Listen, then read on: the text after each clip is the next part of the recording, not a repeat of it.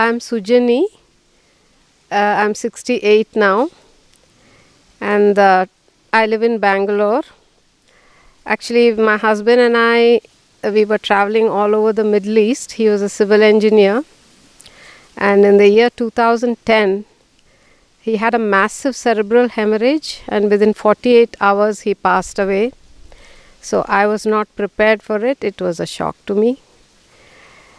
I came back to India with his body, and after that I was literally lost. It took me almost a year to get over to a normal condition at least, but then in the Times of India I saw one full page advertisement about GCSS happening in 2011 at Pyramid Valley. So this GCSS, Global Congress for Spiritual Scientists, this was a very puzzling title. So I was wondering, what is spiritual scientists? So I came to the Pyramid Valley, and for the very first time in my life, I was introduced to so many masters were there on that platform. Although it was a pyramid, and it's called Pyramid Spiritual Society, there were a whole lot of masters from all over the world who were talking about various subjects which were, I think, to most people unknown. So it was very exciting. For 3 days we met many people and heard a lot about other subjects which we were not aware about. And I continued these, and this started me on a fast track journey about asking myself, who am I, and where do we come from, and how do we even think that somebody else has planned our life? All these answers I got because of these masters who had come here to talk. And my Swadhyaya, maybe, I used to read all the books. And then I came to know that there is this gap between death and life. All of us believe in rebirth, but the in-between stage nobody is able to explain, including our Vedas and all. I don't know, at least maybe it is in the texts, but as for a common man, this sort of a thing we are not aware of it. It stops with death, and they say we go somewhere and there is hell and heaven, and then you're born again. So what exactly happens in between was a big mystery to me. So we consider that God is going to, some judgment will be there, and He is going to say this and that, and our next life we blame it. As you know, everyday life, we blame everything on everybody else. And then finally it is God. God did this or God did that. So when I went through these masters, these books, I came to know that there is a period where you plan your own life, and you cannot blame other people for it. Willfully, you plan your own life. But most of us, when we take a new birth, we forget about it, because we have to start anew. If you start remembering all your lives, it's not possible for you to live your life now, in the now. So we forget it. And then we start this blame game. So when I understood that it is not like this, nobody else is controlling your life, you have chosen this life. With whom you will conduct it, with whom you will live, with whom you will share your life, it's all an agreement between your family. This brought a lot of clarity into my life. Why am I complaining?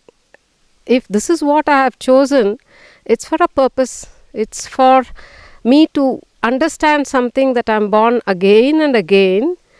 And I realized that my husband had to leave at that time because it was an agreement between us. I had something more to learn, and he was supposed to provide for me well and then leave so that I start on this journey, that is the spiritual journey. Now, when you accept this, that you have planned your life, there's nothing to complain about. I found that to be the easiest thing, because when you know that you planned your life, there's nothing to complain about. You will, everything, there's an understanding, there's something for me to learn over here. That is why I have chosen this life. This way, the people in my life, they may be very, harsh people or whatever, but it's all for the sake of learning. So these two things, this knowingness that I have chosen this life and accepting what I have chosen in this life, are the two major issues in our lives which we are not willing to accept. If you go and tell somebody you've chosen this life, no way. They'll say, you think I'm going to choose something like this? And they're going to argue about it. You have to come to a turning point in your life when you start thinking in these terms and accepting it. So acceptance, first of all, learning that you with your own free will have chosen this life, and accepting it makes it much easier. So this is how, through the various masters from all over the world that Patri Sir brings to Pyramid Valley, and through whom we have all this knowledge, we are able to look into our lives and find the meaning for this life and the reasons why we are what we are. So I find that it's not only Dhyan and Gyan that you get over here. You've got various masters. You may choose any one of them through whom you think you're getting the truth. So this is the only place, Pssm, and the stage is given for other masters to come here and to talk. There's so much in this world that we don't know. So you are exposed to so many paths. You can take any one of them, but all of them lead to the same one truth of oneness. So this is what is the biggest advantage with Pssm, that Patri Sir is not particular about his own dhyana or jnana or anything. He introduces everybody, every spiritual master is introduced here and given a platform to share their ideas, their views, their learnings, their lessons, so that other people can pick what they want. And this is something which is amazing, because I have not seen anyone else, any of the other spiritual masters, giving such a platform for other people to come and share their ideas and their view of life or their knowingness. So this has been such a blessing to me, because at that point, when I started going deep after hearing all the masters here, I read their books and I went deeper and deeper and deeper. And then as you go, I delved into Hinduism, Vedanta, Upanishads, but it all boils down to only one thing of oneness. There is only one consciousness which is alive in everything, inanimate, animate, manifest, unmanifest, everything. Without that consciousness, there is no life. For me, simply, I ask one very simple question. Any illiterate person can answer this or understand this. We say somebody dies. Something leaves the body. It's so obvious. Till now they were alive, we say. But then something leaves that body or that animal or plant or whatever it is. The life source goes away. I think that's the simplest way of recognizing God, because that one thing you cannot create. It is only, we say, God given. So I think that's the easiest way to understand that life force is in everything around us, including the air, the light, the water, everything. So there is no life without the consciousness, and there is only one consciousness. If you are even able to recognize this in other people, in other animals, plants, birds, everything. This is this one life force which is all over. If you're not able to love it, at least respect it. Nobody is asking you to treat them or everybody around you as your own family, which may be difficult, but you can at least respect life, because you cannot bring life. You can take a dead body and keep it in a church, masjid, temple, anywhere you want. It's not going to get up. That one life force that is there, which is responsible for all life on this planet, is God spread out. As in Vedanta they say, it is the basic material that is there and which is giving us life. So this one thing, if you're able to respect everybody else, anything for that matter, or inanimate, animate, whatever, then there is no need for anybody to tell you what to do. Would you be hurting yourself or hurting anything? No, I don't think so. Okay, if I say there's God in front of you, do you think you're going to hurt anything? I don't think so. You will respect it. You may fall down and pray to a stone or anything like that, but at least give respect to all creation. That's all. It's only a oneness theory. If you're able to accept this, it's so much easier to live. Yeah, your family is special, but the rest of the world is also special. This is something that we cannot create, and that very creative source is what we term as God, Allah, or anything. So this is, I mean, you don't require to read anything. Lend me your ears is what I would say. By hearing, even by hearing, there's no need for you to be so literate as to read a lot of literature. Now that Pssm has got so many channels where you can hear them, even not looking at it, you can hear them and get this knowledge. And when this knowledge seeps into you, life becomes much easier, because these are things that we don't know. It is not that we are finding fault with anybody. It is just that we are ignorant of what the truth is. We are in our own world, so we are not exactly aware of the truth. So once you know it, it's like sowing a seed. It will grow. When the time comes, this thing will keep buzzing in your head, saying, this is what it is. I should be living this way. Sometime in life, maybe it will grow, and then it will become a plant, and then you get to know the truth fully well.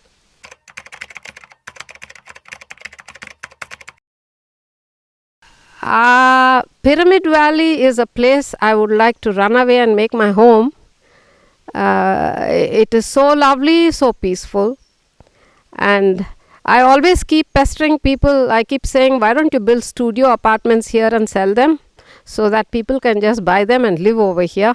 It's so beautiful, so peaceful. You wouldn't know that it's a part of the city, or at least nearer to Bangalore, with every facility there, and somebody else catering for you, your 2 meals happily. You don't have to think about all that. Go do your meditation, enjoy, be with nature. And I think this is the ultimate peaceful place that I know of.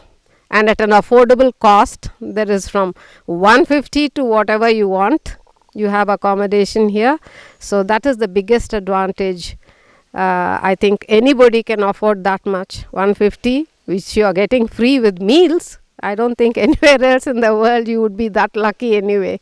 So I really request people to come to Pyramid Valley, spend some time, and more than anything else, the pyramid and the King's Chamber, that's actually the cherry on the cake.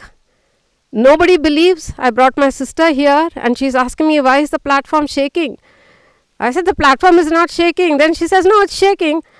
I said, it is not shaking. That is the energy, the cosmic energy that you're feeling. And there's no way for you to feel this anywhere else. I don't think there's any other place as good as this.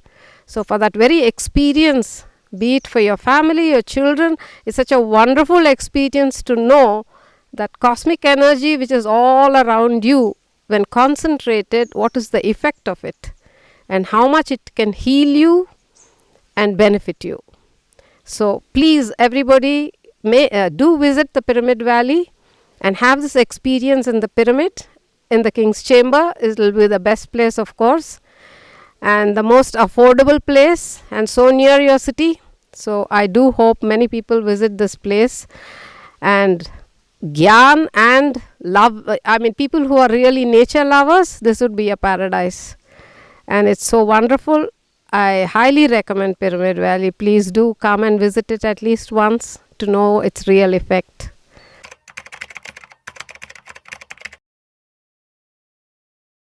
So Patriji is, his heart is in Dhyan, Gyan and Vegetarianism, of course. And those are 3 essential things which we will all end up doing. Once you recognize that very life force in everything, you wouldn't be wanting to kill up something and eat it up. This is the first change that you will have in your hearts, that you are harming something. Be it a little plant, be it an ant or an elephant, it is the same life force. So when you do kill animals, you just imagine if somebody was cutting up your neck, the same amount of pain and struggle it goes through. So the first thing, automatically, when you know the truth about how there is consciousness in everything, and it is that very same God particle which is there in everything, you wouldn't want to harm. Automatically you will stop doing these things. This is the reason Patriji is always talking about vegetarianism, which is the most important thing for all of us to follow. And the best part of it is he recommends so many wonderful books written by other people, and it's a choice. It's not like he's writing books and asking you to buy them. He recommends so many books written by such wonderful people where you can gain more knowledge and then realize what the truth is for yourself. He's a unique master and a guru, and I think he deserves all the praise in the world, I think, because he's the one accepting every type, every person, every master, and my pranams to him.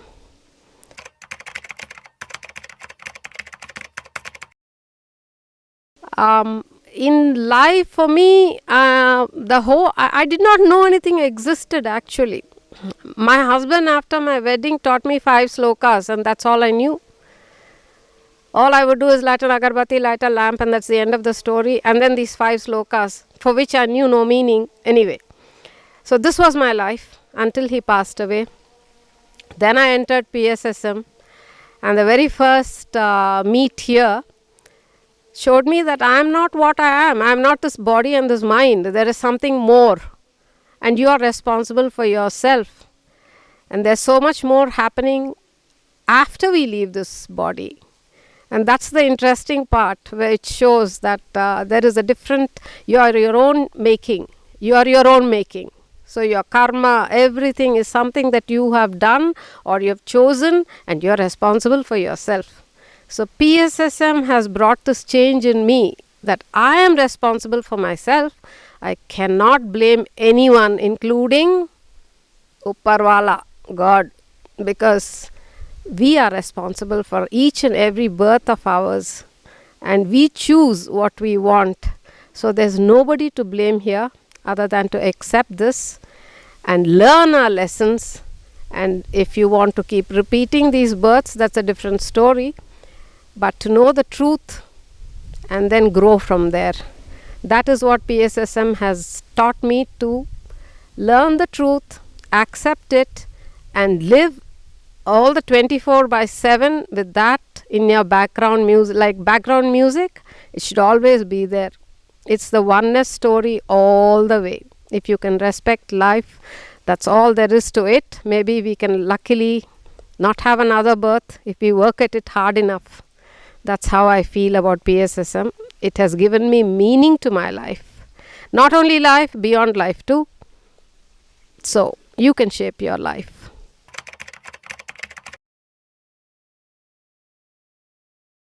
Okay, lockdown and PMC, I think Corona has been a blessing that way, because COVID has confined us to our homes, and the number of PMC channels have opened up, and the number of masters, be it their soul journeys, soul talks, and various Swamijis, all types of people. The platform is there for every type of person to come on and tell their experiences, which is a great inspiration.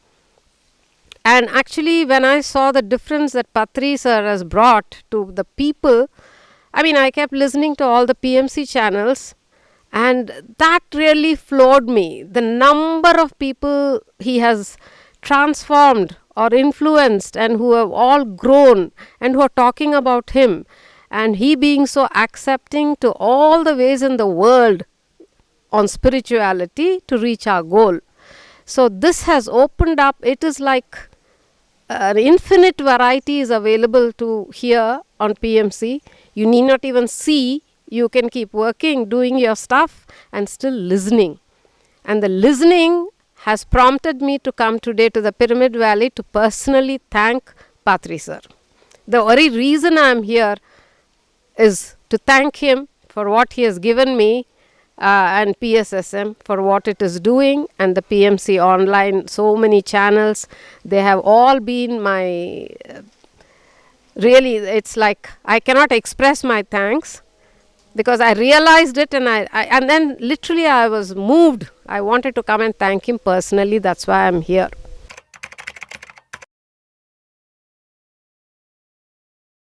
Okay, my message to everyone is, it is not as complicated as you are thinking.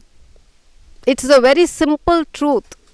All I'm telling you is, each one of us, if we start thinking what happens after death, you are fearing death. That's the first thing, which you cannot avoid. So what happens after death is again another search. And when you do this, you will find how easy it is for you to transform your lives. It is in your hands. So you can easily transform your lives to know the truth and have a carefree life, knowing that you are not this body and you will live on forever, because you are a part and parcel of that very source. So go into this internal journey to know yourself, who you are. That's very important, because you are not this body or this mind. You are something way beyond that. You are that very life force that left the dead body, as I told you all. So you live on forever. You live on forever. You are a part and parcel of that very, very, very God that we are talking about, that very life force. And that we need to know, and that will help us a lot in leading our lives in this present birth.